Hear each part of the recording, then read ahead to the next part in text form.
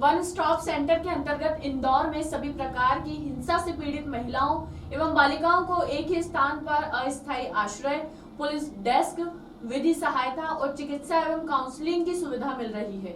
इंदौर में रोजाना पीड़ित महिलाओं के कई मामले सामने आ रहे हैं, जिन्हें मनोवैज्ञानिक परामर्श के साथ जरूरत पड़ने पर कानूनी सलाह भी सरकारी अधिवक्ता के माध्यम से मुहैया कराई जा रही है। कई बार महिलाओं को ससुराल के द्वारा घर से निकाल लिया जाता है या दहेज के लिए प्रताड़ित किया जाता है। इसके अलावा परिजनों से नाराज होकर किशोरी या युवतियां भी घर छोड़कर चली जाती हैं। ऐसे में उनके साथ आपराधिक घटना होने की आशंका रहती है।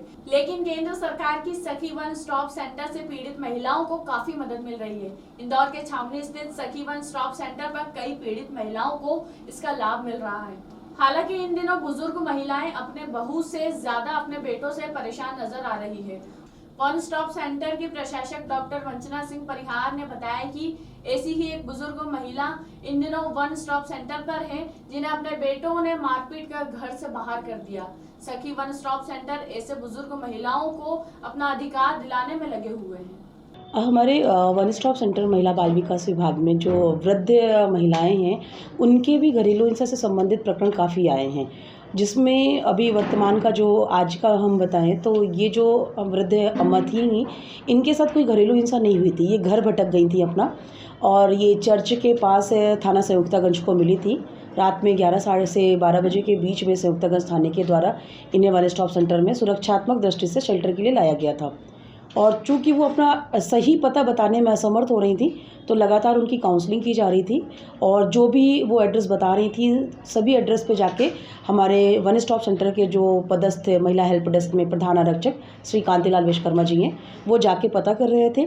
साथ ही साथ उन्होंने बहुत सारे थानों में संबंधित जो भी थे, उनमें उन्होंने फ़ोटो वीडियो भेजा था महिला का, तो थाने भी हेल्प कर रहे थे। एट लास्ट फिर कल उनका संपर्क हुआ था कांतिलाल विश्वकर्मा जी का इनके बेटे के साथ, अम्मा के बेटे के साथ। तो आज उनका बेटा और पोता आया, और वो लोग भी ढूंढ रहे थे एक हफ्ते से, तो उनको फिर भेज दिया गया। तो काउंसलिंग के दौरान उनका एड्रेस, पूरा कंप्लीट एड्रेस हमारे यहाँ पता चल गया था, तो आज उनके बेटे के साथ भेज दिया गया है। और जो आप दूसरी बात कर रहे हैं कि किस किस प्रकार के केस आते हैं वृद्ध महिलाओं से संबंधित, तो हमारे यहाँ एक अभी वर्तमान में भी अंतर्वासिनी निवासरत हैं, उनके बेटे बहू ने उनको घर से भगा दिया है, मार के उनकी प्रॉपर्टी छीन ली है, सब कुछ छीन लिया है। पिछले एक हफ्ते से हम बड़ी कोशिश में हैं कि उनके बेटे बहू यहाँ पर आएँ और अपने स्टेटमेंट दें, किंतु नहीं दे रहे हैं। तो आज और हम शाम को 5:30-6 बजे तक वेट करेंगे। अगर वो नहीं आते हैं तो फिर हम एसडीएम कोर्ट में, जो माता पिता वृद्धजन भरण पोषण अधिनियम 2015 है, उसके तहत हम आंटी को न्याय दिलाने के लिए कोशिश करेंगे, और एसडीएम कोर्ट में हम प्रकरण को लगा देंगे, और आंटी को शाम तक इंतज़ार करने के बाद वृद्धाश्रम में शिफ्ट करवा दिया जाएगा। और आपने बताया कि ऐसे कई मामले आए जिसमें बहुएं तो पता नहीं रही है सास को, लेकिन उनके जो बेटे हैं वो खुद उन्हें मार के भगा रहे, तो इस तरीके से मामले आए। हाँ, इस तरह के भी हमारे पास से, मतलब जो पर्सनली मैंने ऑब्जर्व किया है, तो लगभग अभी पिछले 1.5 साल में 6 से 7 मामले ऐसे आए हैं जिसमें आंटी या माँ लोग जो हैं, वो अपनी बहुओं से परेशान नहीं, अपने बेटों से परेशान है कि ड्रिंक कर लेता है फिर मारता है। एक आंटी को हमने शेल्टर दिया था, लगभग 5 से 6 महीने पहले की बात है, तो उनके बेटे ने उनके अपनी माँ को प्रॉपर्टी के लिए मारा था, खूना खच्चर कर दिया था पूरा।